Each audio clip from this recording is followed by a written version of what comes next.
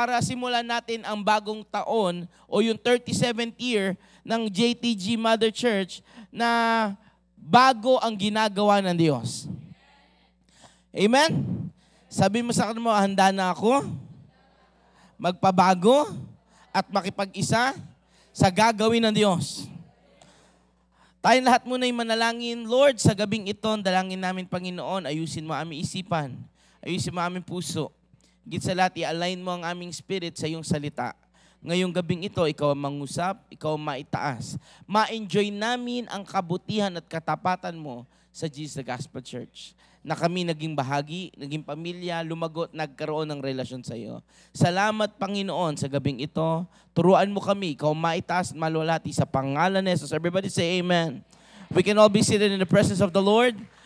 Magandang gabi po ulit sa bawat isa. Amen. Yan. Alam niyo po, I sense the spirit ng, I don't know, takot, nakakaramdam ako ng espiritu ng takot, lungkot, pagkamatay. Naiintindihan ba natin? And I pray baguhin ng Diyos ngayong gabi. Baguhin ng Diyos ngayong gabi. Pwede bang palakas ako ng mic? Thank you po. Alright. Bilang mga manggagawa ng Diyos, gusto ko po muna simulan ito that kasing edad ko po ang church. Yan. Sa October po, 37 na rin po ako legally. Okay? Ang totoong age ko po sa ay 37 talaga. Problema, sino yung nakaabot na ang birth certificate noon, kinukuha lang sa munisipyo tapos sinusulat lang ng papel. Okay? Sino nakaabot noon? Marami sa inyo nakaabot noon. Yung mga hindi nakaabot, bata ka pa talaga. Pupunta ka lang doon, hihingin mo, pahingi po akong birth certificate, sasabihin mo yung pangalan mo, at kung paano i-spell nung nandoon sa register, yung pangalan mo, yun na yun. At bibigay sa'yo, tama? O yung ibang hindi nakaabot, kasi digital na yung naabutan nila, nasa, asa DFA ba yun? Ano ba, NSO ba ang tawag? Oo, NSO na. Okay? So, ang dami pong nabago sa pangalan ko, ibang spelling. Para sa hindi nakakaalam, may dash po yung pangalan ko. Kakaiba. Okay? Pangalawa, yung edad ko, yung year ko, mali rin. Okay? Pangatlo, yung spelling ng name ko, iba rin po. Para sa mga gustong malaman yon, alam ko naman, walang gustong makaalam, hindi ko na rin sasabihin yung totoo para hindi nyo ako mademanda. Di ba, walang nakakaalam ng totoong pangalan, yung legal, walang makakaalam. No? Lahat po ng records ko from elementary up to high school, iba yung lahat ng legal documents ko hanggang ospital. At pagdating nung nilipat na sa munisipyo papuntang NSO, nagbago na lahat. Pati po spelling ng mami ko, bago rin. Kasi di ba nililipat lang yon, nag-iba lahat. No? I've been with the church since I was born. Unang taon po ng church natin ay bagong panganak si Mami at ako yung nilabas, ako yung huling anak, no? At tapat ang Diyos sa church na ito. Kagaya po na sinasabi ni Pastora Melan kanina, hindi ikaw yung dating nakasama nila noon na nandiyan. Totoo yun. Hindi tayo yung mga magkakasama mula noon. At alam niyo po ba, hindi rin marami sa atin ang maaaring maging kasama sa susunod na 20 years. Totoo yun. Pero iba yung kagaya ng mga pundasyon ng church, haligi ng church. May tinatawag na foundation at yung tinatawag na walls of the church. At I'm praying today, as workers, may mga pundasyon ng church na anuman ang mangyari, hindi na nawawala. Gusto ko po sabihin sa inyo, merong nananatiling mga ganun. Meron. Tignan nyo lang yung ibang nasa paligid nyo, hindi nyo alam, hindi masyado na silang active ngayon. Pero mula noon, nandito yung mga yan. Bata pa po ko, nandyan na si Ate Tata. As long as I can remember, una kong special number, nandun na siya. Parang 5 years old ako, 6 years old ako, nandun na siya eh.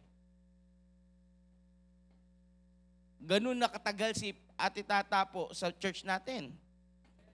I'm 8 years old, nandito na ang papa at mama. ko po, kay si Papa Rinet at si Mama Ika, 8 years old pa lang ako. Si Mama Isbeth din po, naalala ko around 13 years old ako. More than 20 plus years na silang nandito. No? Sila Mama rin po, nandiyan na. Dati buong anong tawag dito? Papa Compound. Yan, sila po, iyon. Buong yun. No? Tagal. Ano ibig sabihin? May mga ginawa na ang Diyos at dapat ipagmalaki natin. Ang nakakatuwa, may tinapos ang Diyos. At may gagawin siyang bago.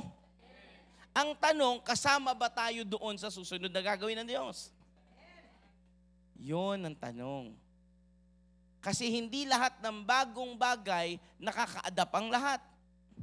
Ang maganda, open ka para matuto. Amen? Worker that needs not to be ashamed because of his workmanship. Alam niyo po, ang isang taong laging may ginagawang tama, laging umaangat, hindi nahihiya sa kanyang ginagawa. Lalo na kapag ikaw ay gumawa, kunyari, ano man ang trabaho mo, saan ka man nagtatrabaho, alam mo maayos ka magtrabaho, hindi ka takot eh. Hindi ka nag-aalangan, alam mong walang masisita sa'yo. Tama po ba? At marami pong Kristiyano, ito ang gusto kong sabihin, many Christians today, hindi po nagwo-work properly.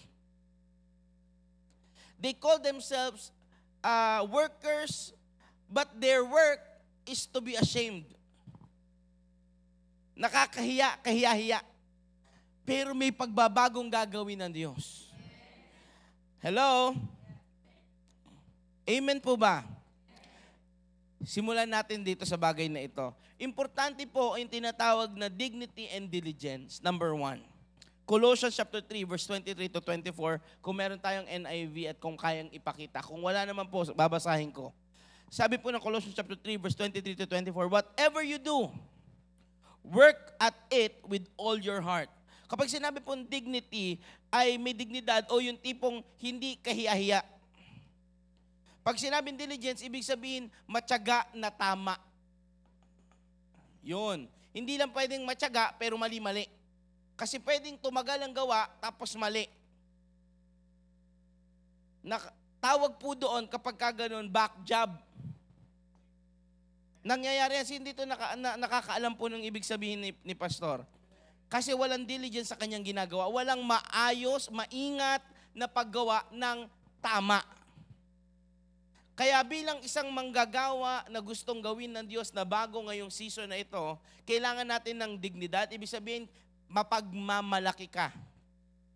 At diligence, ibig sabihin maayos at tama, maingat at tama ang ating mga gagawin. Amen? Alright, ang sabi dito, whatever you do, work it with all your heart. As working for the Lord, not for human masters. And this is where we all get wrong.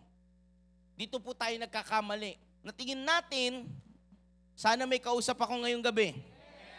Na sa tingin natin, na kapag nag-iba ang pastor, mag-iiba ang way ng pagtatrabaho mo.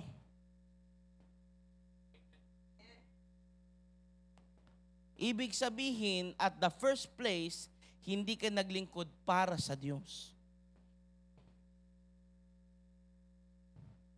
Tumahimik ang kalangitan.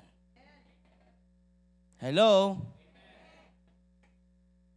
Kapag nag-iba ang attitude mo sa paglilingkod, nung nagbago ang leadership, hindi ka naglilingkod para kay Lord. Sabi mo nga sa kanila, medyo masakit ha? Wala na nagsasalita. Hello?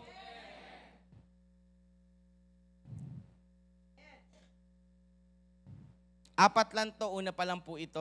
Kinakalkal pa lang natin yung dumi. Since you know, sabi dito since you know that you will receive an inheritance from the Lord as a reward. Dahil alam natin na nagre-reward naman talaga sa atin, hindi kung sino man tao, kahit appreciate at vocal ka ng pag-appreciate dito sa mundong ito, hindi yun ang tunay na reward. Kaya maraming tao gusto lang yung appreciation at yung reward here in this earth, but they don't want yung totoong reward na ang Diyos nagsabi, nakita ko yung heart mo, paano ka naglingkod sa akin, hindi para sa kung ano man. Why am I saying this? Because in the start of this new season, bilang yung inyong senior pastor po today, gusto kong baguhin natin. Hindi nyo ako boss. Iisang boss natin, ang ating Panginoong Jesus. At sasabihin ko, hindi ako laging magaling, hindi laging ako malakas. Pero ang Panginoon natin laging nagtitingin sa lahat ng gawa natin. Ang ganda sigurong makita ng church natin nagtutulungan, nagsasabi, kasama namin si pastor, kasama kami ng aming mga kapatid, iisang pinaglilingkuran at may gusto kaming ma-achieve. Hello? Huwag mong tignan sino ang na-appoint, sino ang nakahead, sinong may titulo. Tignan mo lagi ang Diyos sa paglilingkod mo.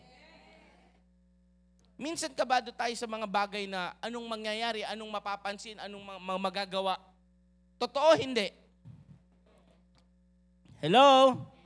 Ano na next? Totoo ba yon? Ito ang magandang bagay. Meron man o wala, ang reward natin hindi galing sa tao, hindi galing sa church, hindi galing sa kahit anumang bagay. Ang nagre-reward, sino daw? Ang Diyos. Kaya huwag kang maglingkod sa desire mo, sa titulo mo, sa pagtayo mo. Huwag kang maglingkod sa mga bagay na iyan. Maglingkod tayo sa Diyos. Ano ibig sabihin? Kapag naglingkod ka, may dignity. Ibig sabihin, alam mo, hindi ka dapat ikahiya. Ipagmamalaki ka. Dahil ano masasabi? Kapag tinawag ka bilang isang lingkod, bilang worker. Kaya nga worker eh. Nakakalungkot kapag sinabing worker, basta may ginagawa, okay na yon. Pero kahit mali na ang heart, mali na ang spirit.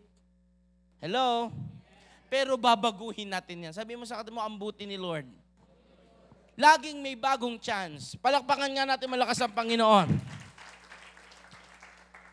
Sabi dito, it is the Lord Christ you are.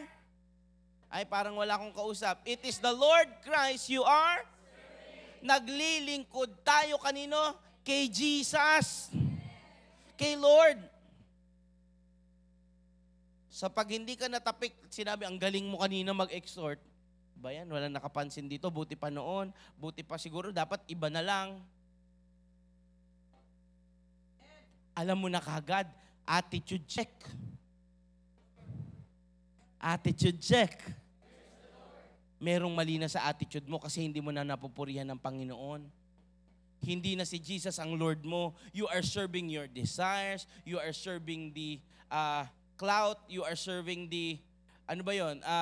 Yung papuri, yung sarili. Ngayon, pangalawang bagay.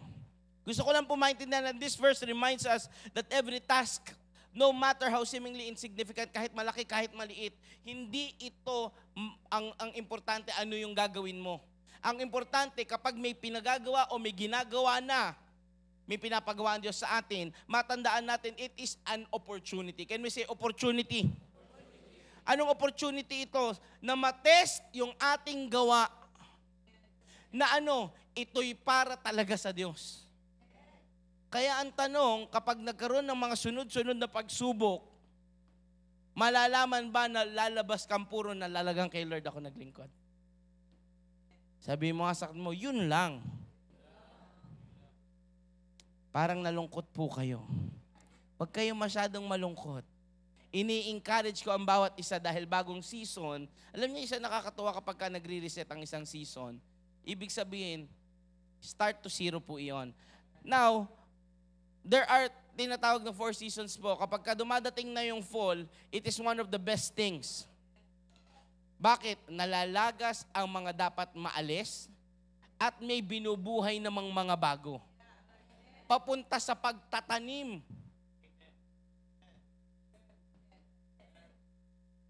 Para magbunga ulit at makitang may mga prutas.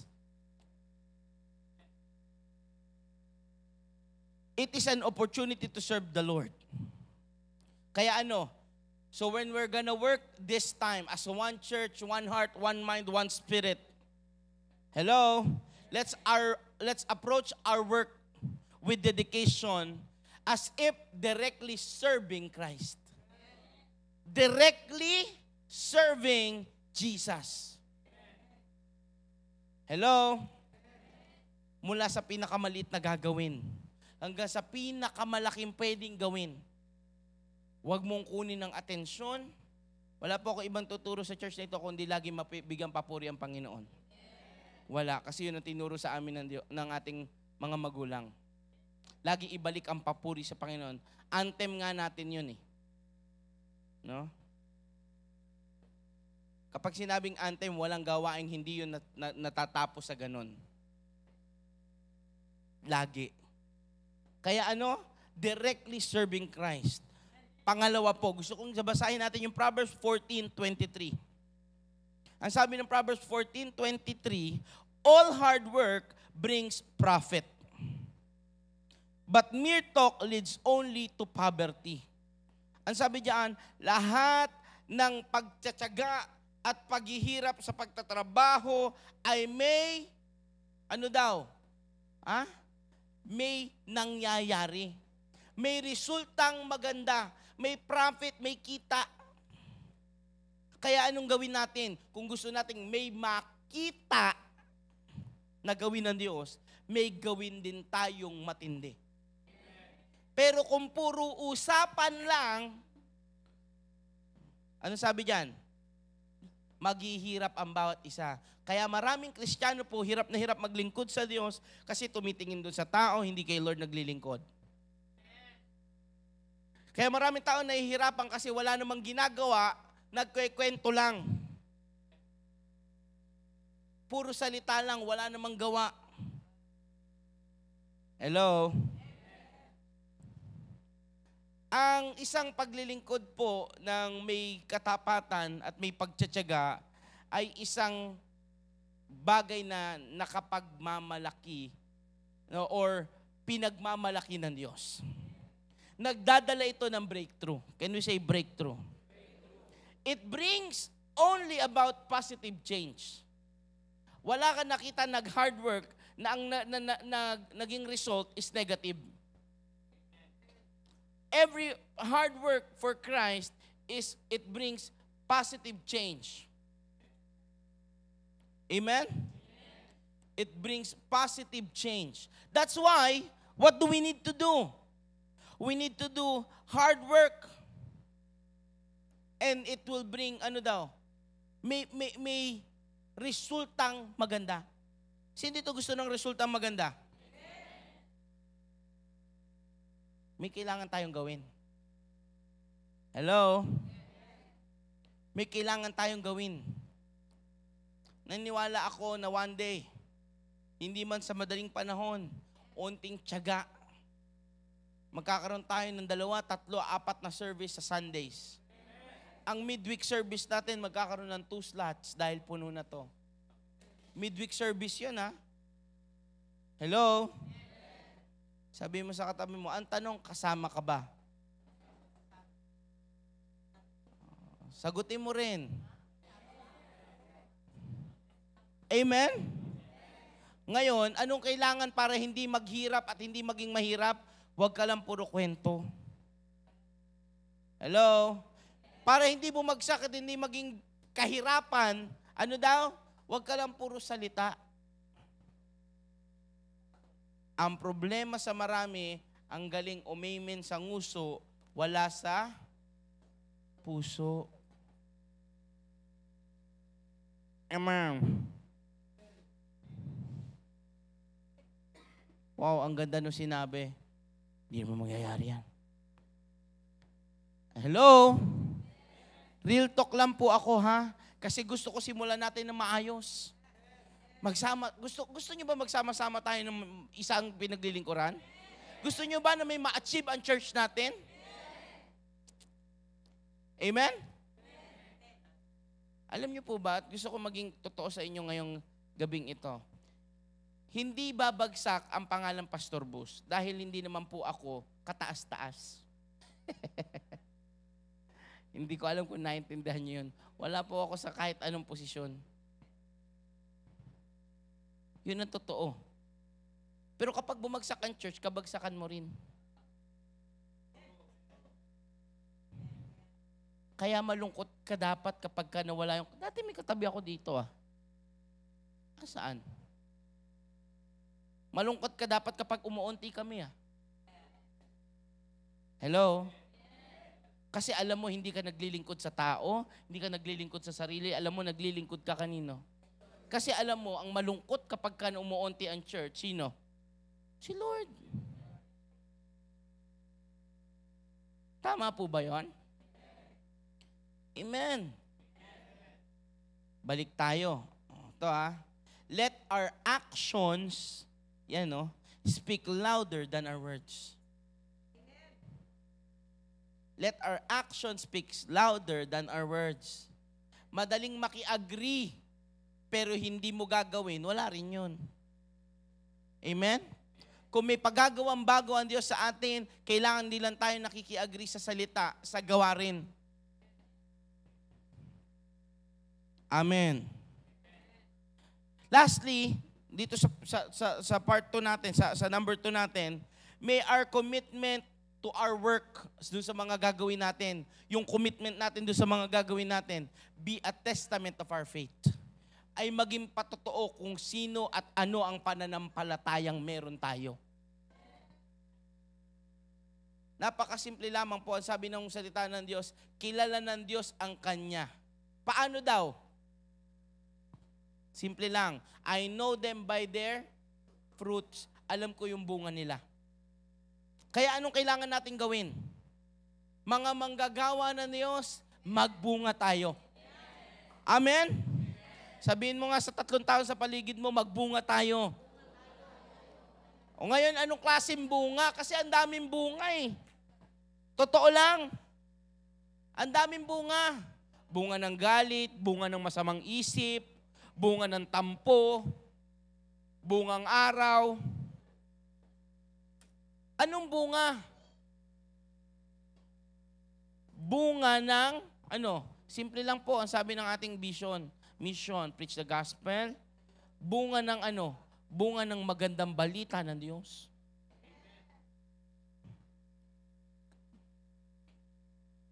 Number 3, Ecclesiastes chapter 9, verse 10. Almost done. Ecclesiastes 9:10. Sabi dito, whatever your hands finds to do, anuman ang makita mong ginagawa mo na, o gagawin pa lang, o nagawa na noon. Wow. Ano daw? Do it with all your might. Gawin mo na ng magaling, ng buong lakas, buong puso't kaluluwa. Kaya kung may gagawin ng Diyos sa atin, maging isa tayo sa paggawa ng pinagagawa ng Diyos ng buong puso, buong lakas, buong kaluluwa. Huwag yung buong bunganga lang. Humihina ang amen.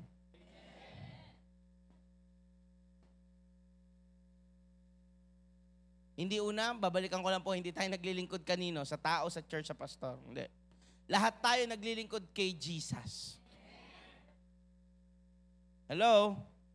Pangalawa, hindi tayo puro salita lang, kundi meron tayong aksyon. May nangyayaring gawa. Pangatlo, kung gagawa ka na lang din naman, wag na putyo-putyo. Wag na basta-basta. Hello?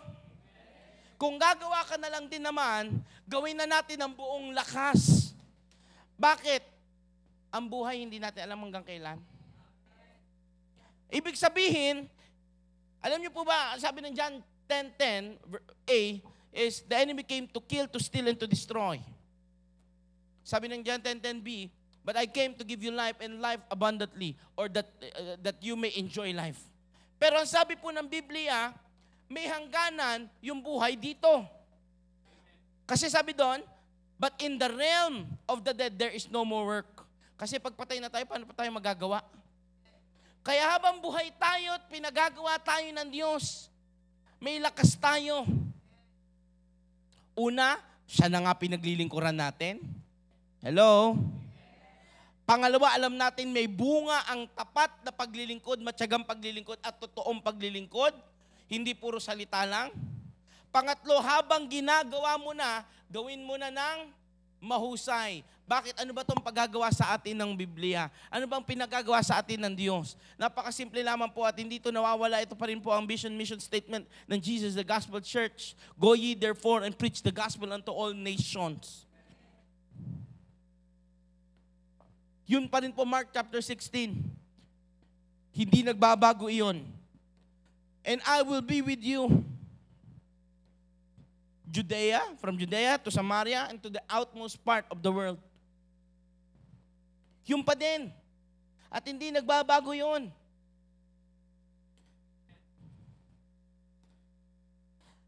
For in the realm of the dead, where you are going, at lahat tayo pupunta dun. Saan? Lahat tayo mawawala. Lahat tayo namamatay. There is neither working, nor planning, nor knowledge, nor wisdom. Wala na doon. Wala na. Wala na magpaplano, wala nang gagawa. Patay na eh. Kaya kapag kami pinagagawa ngayon ng Diyos sa church ng JTG, hello? Gumawa tayo. How I long to see, gusto ko po ulit makita. Ready na kayo? Excited mag-perform at sobrang ini-invite ang mga kananayan natin sa iba't ibang church dahil nagkakais at ang dami nila. Na-miss nyo ba yon? Parang hindi nyo yata gusto eh.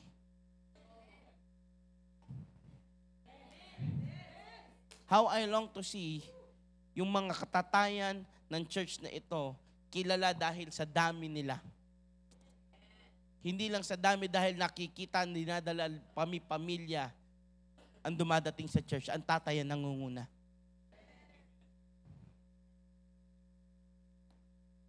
How I long to see ang mga kabataan nag-aagawan ng mapapwestuhan sa loob ng church na ito. Gusto ko nang dumating yung panahon na may business meetings ang lahat ng mga professionals. Lahat ng senior high, colleges, yung mga young adults natin, gusto ko nang dumating ang pagkakataon kung saan hindi matigil ano yung gagawin nila, hindi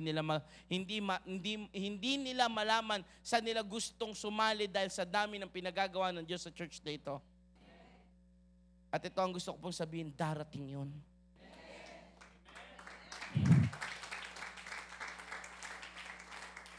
Paano mo na sure, pastor, na darating yun? Kasi noon, kwento lang din na magkaka-building ang church. Nangyari yun. Kwento lang din at prinapisay lang din ni Mami at Daddy mula doon sa 5 taong nagsimula na darating ang time, magiging 200, 300, makikilala at marerecognize tayo, dumating yun. And I would say in this lifetime, this season, and I'm declaring and I'm prophesying that this season would be the breakthrough in the thousands of numbers of attenders of this church. Because we're gonna be one heart, one church, one mind, and one church. Hello? Pastor, paano yung mga taong hindi naka-experience kagaya po na sinabi na salita ng Diyos, makikita mo? Ano daw? Alam nyo yan dapat eh. Makikita mo pero nakakalungkot man. Marami tayong kapatiran na dati tumatayo, naglilingkod sa Diyos, wala na. Tignan mo maigi yung nasa paligid mo, sabihin mo sa kanya, ibahin mo ko. Parang walang conviction. Sabihin mo sa paligid mo sa 3 tao, tumayo nga tayong lahat, sabihin mo sa 5 tao sa paligid mo, ibahin mo ko.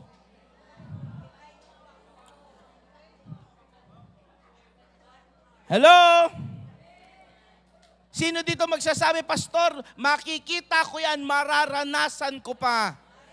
Amen. Malakas na palakpak sa Panginoon. Last, 1 Corinthians chapter 10, verse 31. So whatever we do. So whatever we do, whether we eat or drink, do it all for the glory of God. Huwag mong agawin ang hindi iyo. God will never share His glory to anyone.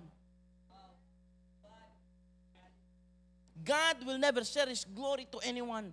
Kaya kapag ikaw na ang naitataas, baka may mali na sa paglilingkod mo. Hindi masamang mapuri ka sa magaling mong gawa. Normal yun. Kasi sabi ng Biblia, honor those whom honor is due. Hindi po.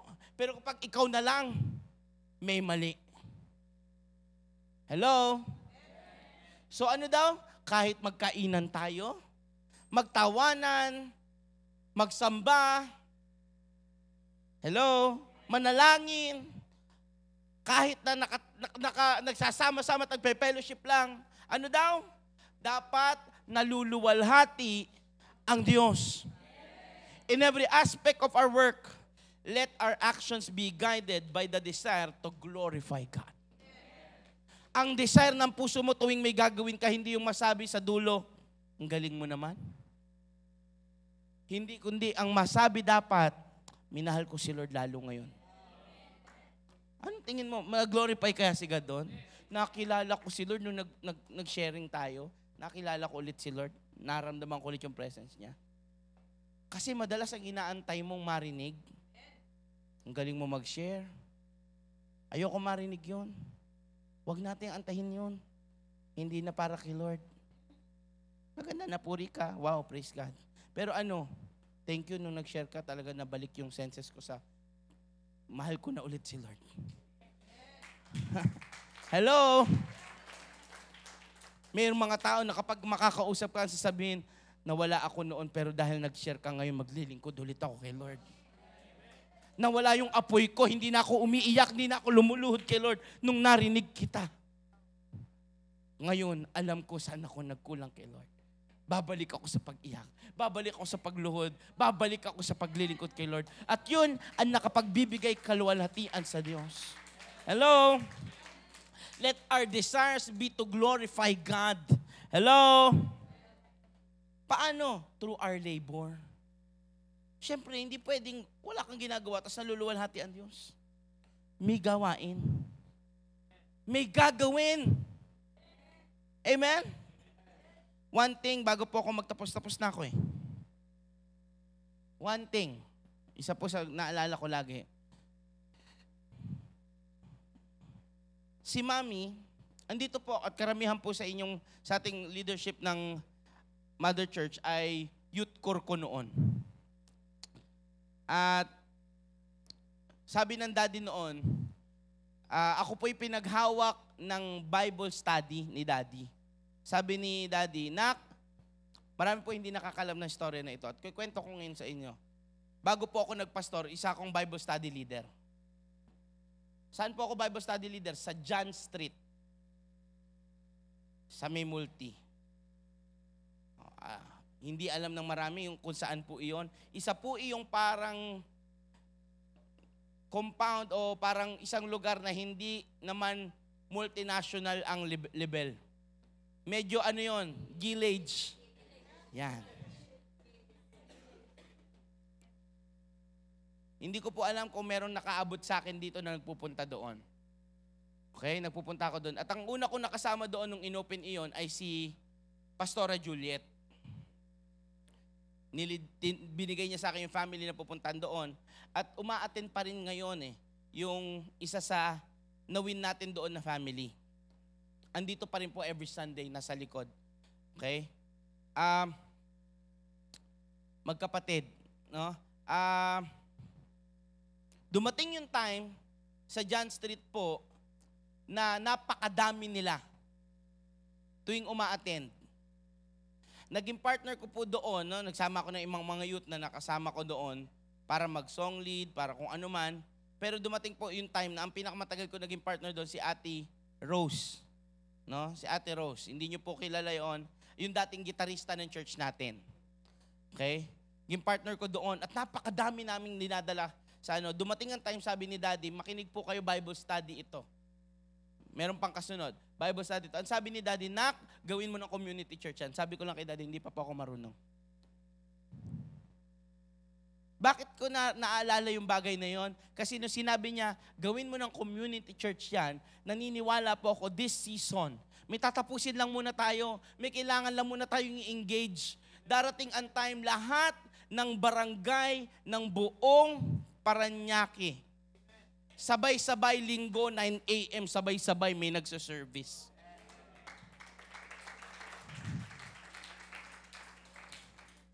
Ready na kayo? Vision pa lang yun, ibig sabihin, matinding gawaan to. Hello? Nakaka-excite. Nag-iikot lahat. May marami tayong gitarista. Hindi pwedeng isa lang gitarista niyan. Kawawa naman yung gitarista na yun, wala na siyang daliri. Pagtapos ng linggo, kung sabay-sabay, hindi rin niya pwedeng split ang sarili niya. Ang dami dapat nating song leader. Kaya ngayon pa lang, mag-hire na tayo ng 100 song leader, 100,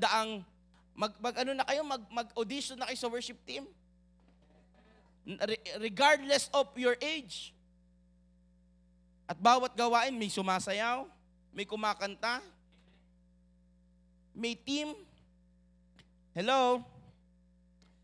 Naalala ko yung word na yun ng Daddy, sa damit pinalago yun ng church. Na Bible sabi ni Daddy, gawin mo ng community church, anak. Sabi ko lang, hindi ako marunong, Daddy. Hanggang sa sakto, ilang months lang, ilang years lang, no? 2-3 years lang after that, pinadala na ako sa Kabuyaw. Bago pa po iyon, last, para lang ma-excite tayo. Okay? Maaring hindi alam ng marami po sa inyo, pero ito'y nangyari, ito'y katotohanan, kasi mahirap magsinungaling. Isa po sa ugali ko magsabi ng totoo at galit ako sinungaling dahil wala naman ako magigain doon. Okay? Isa po sa nangyari sa buhay namin. Sabi ni Daddy, at ito ang isa sa pinakamagandang marinig kapag alam mong pinalalago ka. Hawak ko po ang mga kabataan and we started from around 30-40 youths. 30-40 youths nung na-transfer po sa akin ng leadership. Ang nag-alalay din po sa akin noon, si Pastora Melan din po at si Pastor Richard. Okay? Ang advisor ng youth noon, si Pastora Melan, ang youth pastor naman po noon, si Pastor Richard. Nasa langit na po kasama na ni Lord. Si Kuya Richard. Noong time na yon, andyan po ang inyong mga core. Core ko noon, andi dito sila Pastor Anthony, yan po lahat sila. Mga leadership na ng church natin ngayon. Nag-i-start kami 30-40 people. Dumating yung time, ma-excite tayo dito. Dumating ang time, nag-aabot po kami 300. 200 to 300 youths every Saturday. Kapag nag-200 kami, malungkot ako.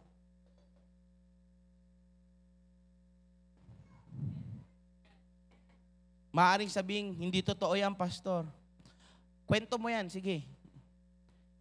Hindi na totoo sa'yo, okay lang. Pero hindi mo babaguhin yung history. Totoong nangyari yun eh. Sino dito nakakaalala nun? Sa lahat ng primary ko noon, sa lahat ng core ko noon, totoo yun. Saan nangyari yun? Nasa craft po tayo. Every Saturday morning, after ng dance, kasi ang dance lang po noon is from 8 to 10. No? Tapos may devotion kami, ang gagawin kagad ng lahat ng youth noon, lahat ng youth noon, ay magpupunta na sa lahat ng mga barangay. Maglalakad, mamimigay ng tracts, after nun magsusundo na. Naintindihan natin? Bakit ko sinasabi to? Dahil nung umabot kami ng 300, lumalagpas ka kami ng 300 eh. Sabi lang ni Daddy sa akin, at ito isang magandang marinig. Sabi niya sa akin, Nak, wag mo nang papuntahin ng linggo yung mga kabataan. Bakit? Sabi niya, kasi walang mauupuan. May service naman na kayo.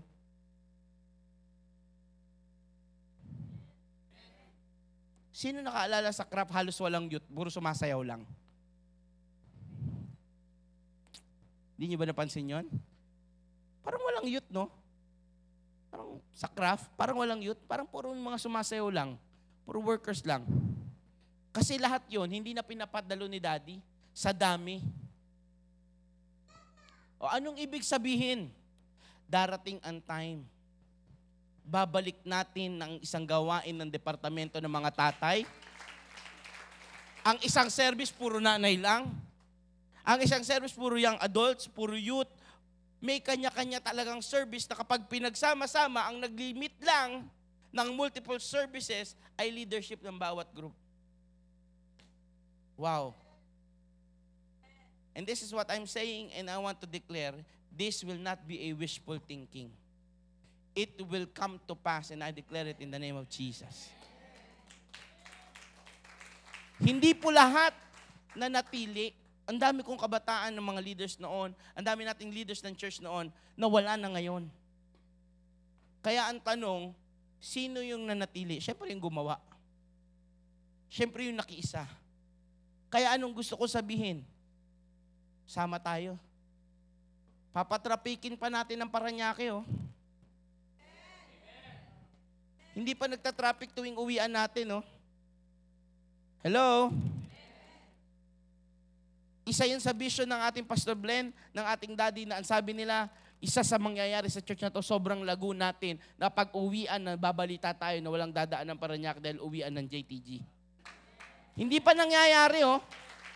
Pero naniniwala ako ngayong taon mangyayari iyan. Ngayong season na ito, gagawin niya ng Diyos. May gawaan. Huwag kang tumingin sinong ginagamit ng Diyos. Ang maging puso mo, Lord, ano man ang role ko, pinakamaliit man, pinakamalaki man, ikaw ang pinaglilingkuran ko. Magiging bahagi ako. Amen? Tonight, I pray and I declare to each and every one, basagin ang puso ng Diyos. Basagin natin ang puso natin sa Diyos. Basagin ng Diyos kung ano man yung hindrance para hindi ka maging kaisa. You know what? It is very simple. Because it is of pride, ego, or self-attention. Kaya hindi ka maging kaisa. Yun lang yun. Kasi gusto mo ikaw maitaas. Totoo? Totoo yun. Minsan masakit pakinggan eh. Wala namang magsasabi na sa inyo yan. Sasabihin ko na. Kaya ka lang hindi maging kaisa, feeling mo kasi hindi ka na magagamit. Mali ang pinaglilingkuran mo. Mali. Naglilingkod ka para sa sarili. Naglilingkod ka para sa tao, para sa appreciation. Baguhin natin. I-correct natin ang puso natin. And this is my invitation for you tonight. Will you help me build this church as one of the biggest church in the South, in the Philippines? Itong mother church, itong JTG Parañaque kung saan nagsimula ang buong Jesus the Gospel Church ay magkakaroon ng regeneration na kung gaano kadami na sila sa labas, pupunuin natin ulit dito. Lahat ng mga churches na lumabas, lahat ng ating mga daughter churches na nag-pioneer, dodoblihin natin yung number nila at ilalagay natin dito naman na tiga Parañaque lang. This is my formal invitation sa lahat ng manggagawa. Help me build this church. Tayong lahat ay tumayo.